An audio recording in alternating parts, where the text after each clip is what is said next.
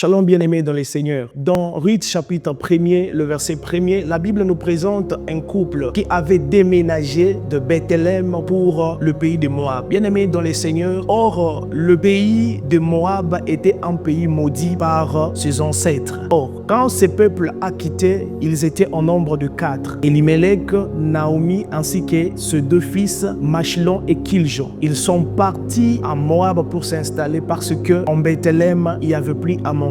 Or, Bethléem, c'est la maison de pain. Bethléem, c'est la maison où il ne peut pas manquer la main de Dieu. Bien-aimés dans les Seigneurs, j'aimerais ouvrir une petite parenthèse pour dire ceci à une personne. Peu importe ce qui peut manquer en Bethléem aujourd'hui, ne quitte jamais Bethléem. Aussi longtemps que le Dieu de Bethléem n'est pas mort, il finira par visiter Bethléem. Ce qui veut dire, lorsque nous sommes dans la maison de Dieu, nous sommes enfants de Dieu, nous ne pouvons pas quitter la présence de Dieu. Parce que Dieu nous visite que dans sa présence. Regardez alors le sort. Cette famille a quitté Bethléem pour Moab. Naomi a connu la disparition des 3 personnes qui lui étaient chères. Son mari est mort, ses 2 enfants sont morts. Pourquoi? Parce qu'il avait quitté Bethléem pour Moab. C'est l'erreur que beaucoup de gens commettent aujourd'hui, de quitter la présence de Dieu sous prétexte que Dieu n'a pas exaucé, Dieu n'a pas encore fait. J'aimerais te dire, le silence de Dieu ne veut pas dire que Dieu est incapable. Il est capable de faire, il est capable d'agir,